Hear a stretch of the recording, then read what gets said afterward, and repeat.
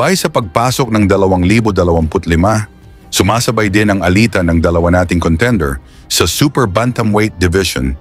Yan ay ang 3-division world champion na si John Riel Cuadro Alas Casimero.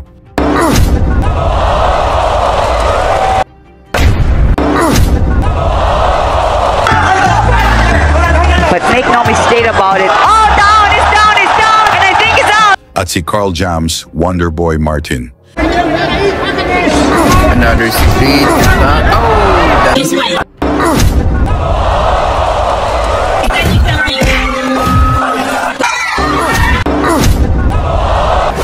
Kung saan nagpapalitan ito ng mga mahanghang na salita sa social media.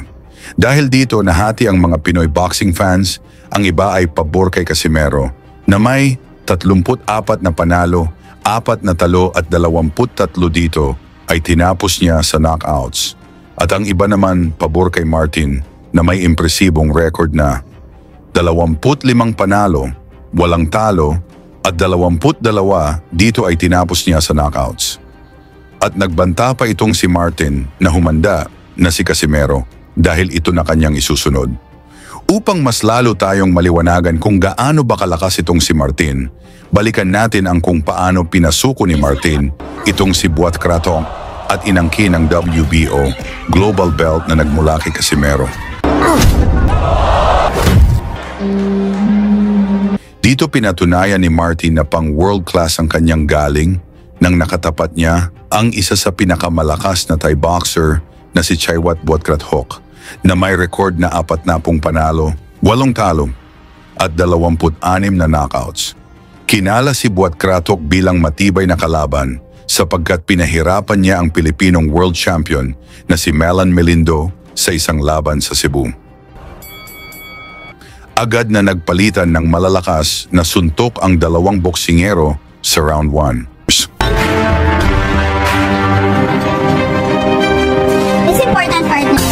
Martin entered the ring with his entourage, composed of elders, our elders sa Ifugao, councilors. Wag po nating imaka yung mga mangunang magmak dyan.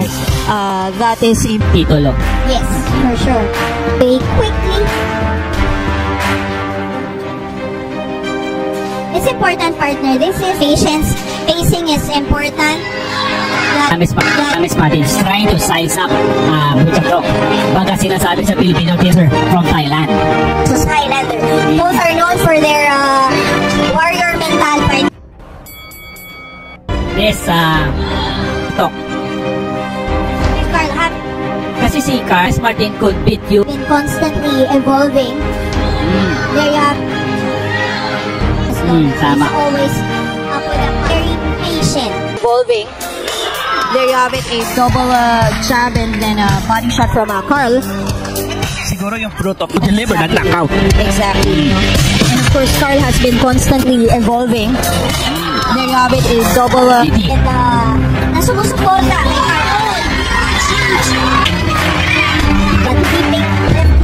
Carl James Martin.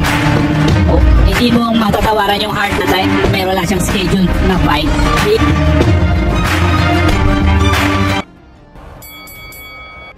Pagdating ng round 3, nakatama si Martin ng malalakas na punches, ngunit napatunayan ang tibay ng kanyang kalaban. Chaiwat Buchatrok, yes. And this global title by the WBO is a good kuha ang world title. Pero Martin countered with a lot of combination on that instances. That's what Carl Martin also does. He counters with volume.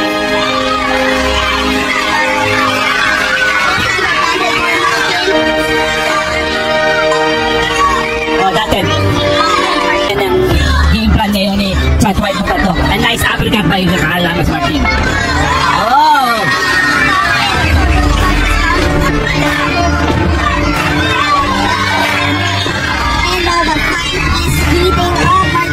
May mga boxer dyan ayun. Martin, doon mo sa nagsasabing hindi tayo. That up landed for Carl.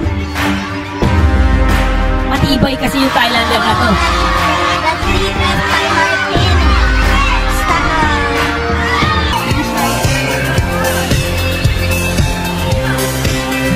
comment, parang pinagpaglang daw ng Thailander.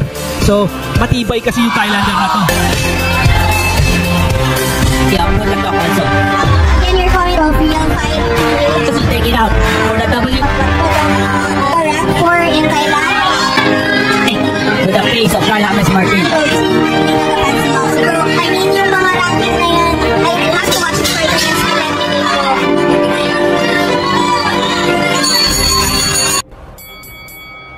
Sa ikalimang round, naramdaman ni Buat Kratok ang lakas ng suntok ni Martin, ngunit nagpakita din ito ng tibay. But what?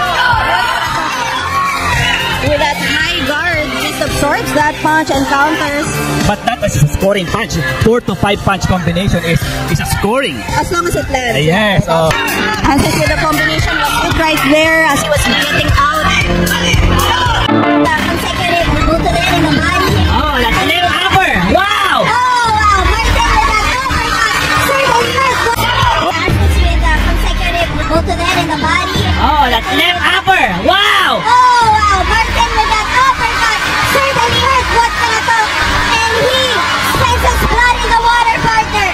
Oh, wow! There's blood in the water, partner. Oh, wow!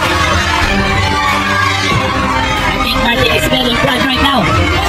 Smelling that blood right there as he was getting out. Oh, that body really hurts. Buat Kratok. Kratok answers with consecutive right hooks. Both of that in the body. Oh, that left upper. Wow! Oh, wow! Martin with that uppercut. Certainly hurt Buat Kratok. And he senses blood in the water, partner. Oh, wow! I think Martin is smelling blood right now. Yes, smelling that blood, that uppercut that got through the guard. Wow! Oh, wow!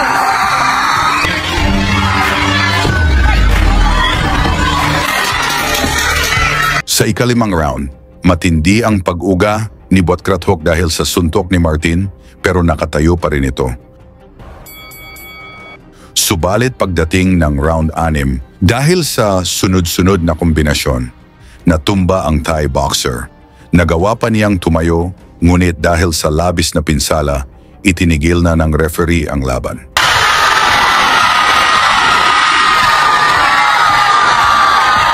Sa huli, nanalo si Martin via knockout at nasungkit ang WBO Global Super Bantamweight title na dating hawak ni Casimero nang tinalo niya si Philippus Ngitumbua at hinitawan na ito ni Cuadro Alas.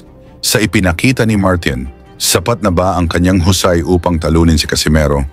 Pag-usapan na lang natin yan sa baba at isama nyo na rin ang inyong lugar upang malaman natin saan na umabot ang bidyong ito. Lagi niyong sundan, huwag magpapahuli.